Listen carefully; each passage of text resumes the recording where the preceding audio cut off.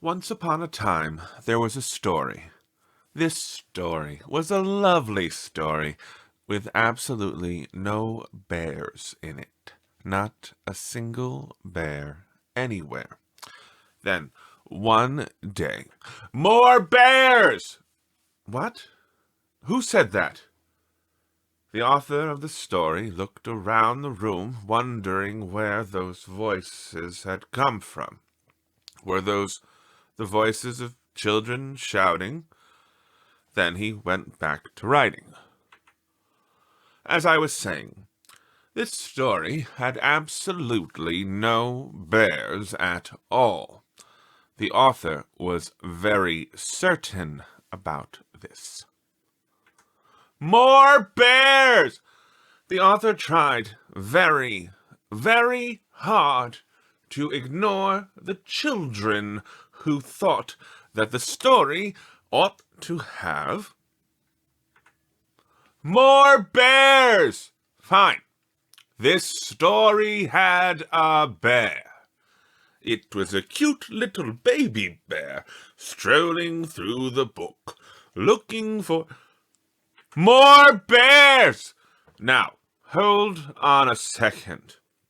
The author of this story knew exactly how many bears it should have, and the author insisted there should only be more bears. 2 bears. There. Happy now? An adorable, cuddly-wuddly little baby bear named Mr. Fluffy, and his mama bear Stella, who always wore a yellow hat. Now it happened that Stella and Mr. Fluffy, like all bears, were especially fond of more bears. More bears, of course. The author was just thinking that. The author was thinking that just to keep everybody happy, this story should have a papa bear, whose name, by the way, was Captain Picklehead, and a bear named Uncle Sheldon, who was bald and loved to play the ukulele. Now, where were we? Oh, yes. More bears! Stop that! How many bears do you want this story to have anyway? Do you really want to hear about Bobcat Sam, the bear who rode a pony, and Admiral Haversham, the English dancing bear, and Excellent Steve, the bear who just wanted to surf?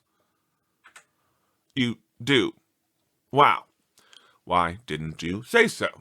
In that case, the author suddenly decided that what this story really needed was more bears! Yes. More bears. So the author added Astro Bear, who, by the way, was Bulgarian and always kept a hamster in his pocket, just in case.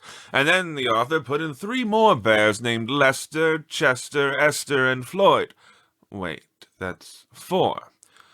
Oh, well, 4 is okay, because after all, this story really needed more bears! It needed a bear named Lucky Eddie, who juggled carrots, and a bear named Elbow, who wasn't very smart and always wore his underpants on the outside of his regular pants, and a bear named 123, which even the author thought was a strange name for a bear.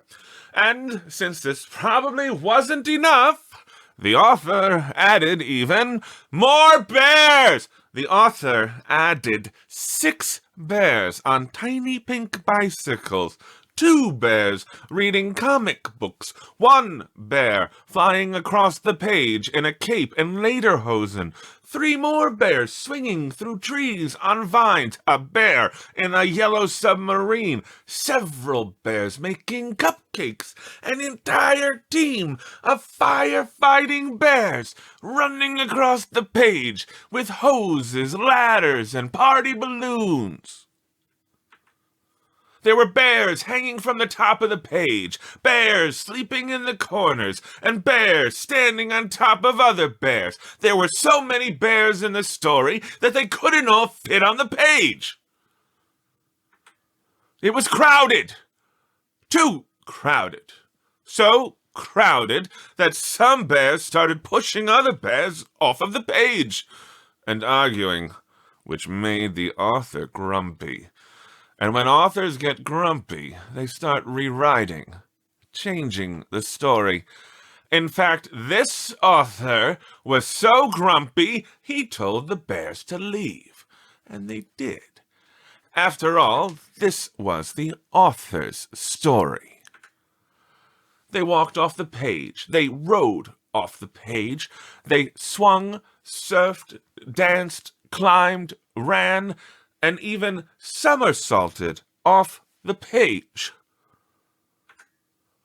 At last, all the bears were gone, and the author smiled. Finally, the author had a story with no bears in it. A lovely story, with not a single bear anywhere. Just the way the author wanted it. Because, you see, the author was quite certainly that this story should have absolutely more chickens.